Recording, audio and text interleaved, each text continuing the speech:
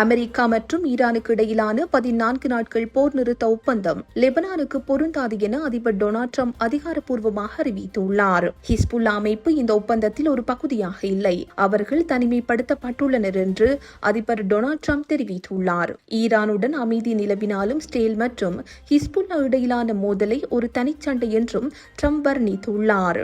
இதனால் லெபனான் மீது ஸ்டேல் தனது தாக்குதல்களை தொடர அமெரிக்கா பச்சை கொடி காட்டியுள்ளது உறுதியாகியுள்ளது. ட்ரம்பின் இந்த அறிவிப்பு வெளியான சில மணி நேரங்களிலேயே ஸ்டேலிய ராணுவம் லெபனான் முழுவதும் தனது வரலாற்றிலேயே இல்லாத அளவிற்கு ஒரு மிகப்பெரிய ஒருங்கிணைந்த தாக்குதலை நடத்தியுள்ளது. வெறும் 10 நிமிட இடைவெளியில் லெபனானின் 100க்கு மேற்பட்ட இடங்களில் ஸ்டேலிய போர் விமானங்கள் குண்டுகளை வீசியுள்ளன. குறிப்பாக பெய்ரூட் நகரத்தின் மையப்பகுதி மற்றும் பெகா பள்ளத்தாக்கு ஆகிய பகுதிகளில் உள்ள ஹிஸ்புல்லாவின் ஆயுத கிடங்குகள் மற்றும் கட்டளை மையங்களை குறிவைத்து தாக்குதல்கள் நடத்தப்பட்டுள்ளன.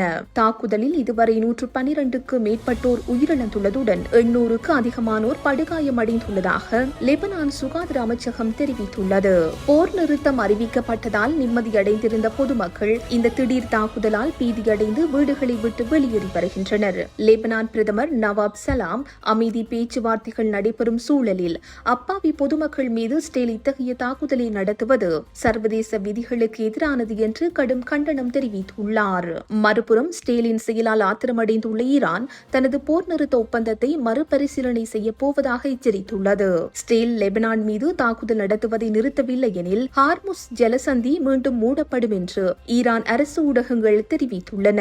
ஏற்கனவே ஹார்முஸ் ஜலசந்தி வழியாக சென்ற சில கப்பல்களை ஈரான் கடற்படை தடுத்து நிறுத்தியுள்ளதாக தகவல்கள் வெளிவந்துள்ளன.